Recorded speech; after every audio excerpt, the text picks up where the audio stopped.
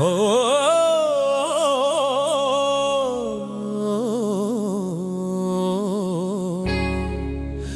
ಹೋ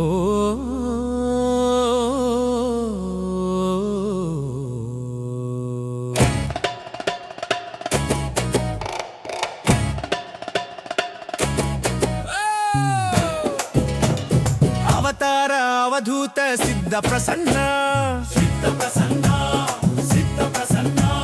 ಶ್ರೀ ಅಮೋಘ ಸಿದ್ಧರ ಮಾತಿಗೆ ಬೆಲೆ ಕೊಟ್ಟು ಸಿದ್ಧಟಗಿ ನಡೆಸಲು ನಾಲವಾರ ಧರ್ಮರು ಉತ್ತರ ದಿಕ್ಕಿಗೆ ಹೊರಟರು. ಜಾಲಿಬಣಕ್ಕೆ ಬಂದು ಅವರು ವಿಶ್ರಾಂತಿ ಪಡೆದರು. ಅದೇ ಜಾಗದಿ ಅವತಾರ ಅವಧೂತ ಸಿದ್ಧ ಭಂಡಾರ ಬಿಟ್ಟು ನೆಲೆಸಿದು. ಶ್ರೀ ಅವತಾರ ಅವಧೂತ ಸಿದ್ಧ ಪ್ರಸನ್ನರಾದರು. ಸೋಮಣ್ಣ ಹೇಳಿದ ಇದು ಅಣ್ಣನ ಸ್ಥಾನವಿದು. ಮುಂದೆ ಇಲ್ಲಿಯೇ ಅವರು ನೆಲೆಸುವರು ನೋಡು. ಮೈಲಾಪುರ ಹಟ್ಟಿಗೆ ಬಂತು ನೋಡಿದಂದು ಸಿದ್ಧಟಗಿ ನಡೆಸುತ್ತಾ ಮುಂದೆ ಸಾಗಿದರು. ಕಾರುಣಿಕರಿ ಪಾಟೀಲಕಿ ಜಗಳವ ತಂದು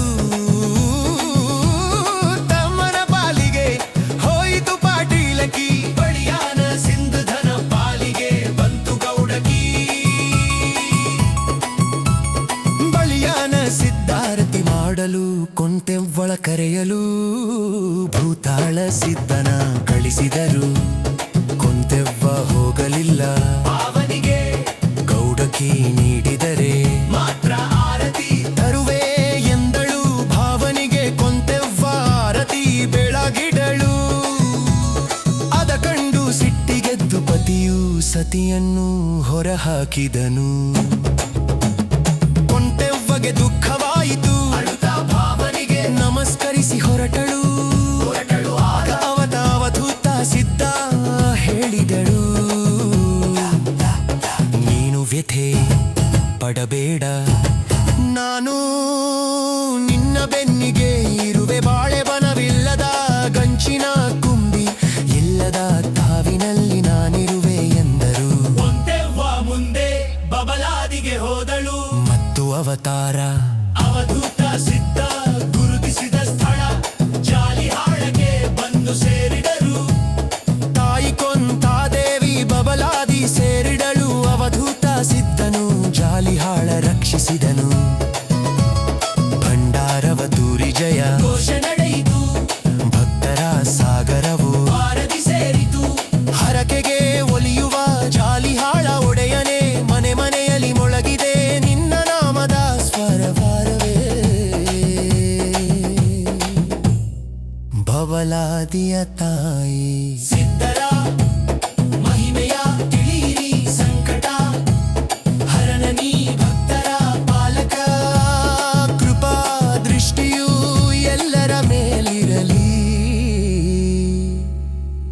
ಸಾಹಿತ್ಯ ಮಲ್ಲೇಶ ಪೂಜಾರಿ, ಅವಧೂತ ಪೂಜಾರಿ ಮತ್ತು ಸೀಲು ಪೂಜಾರಿ ಇದ್ದಾರೆ.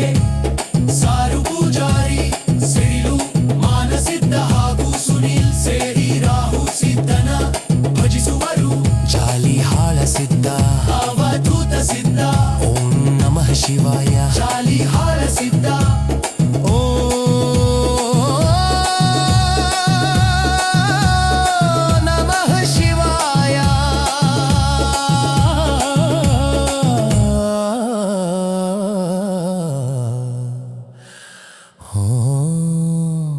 ನಮಃ ಶಿವಾಯ.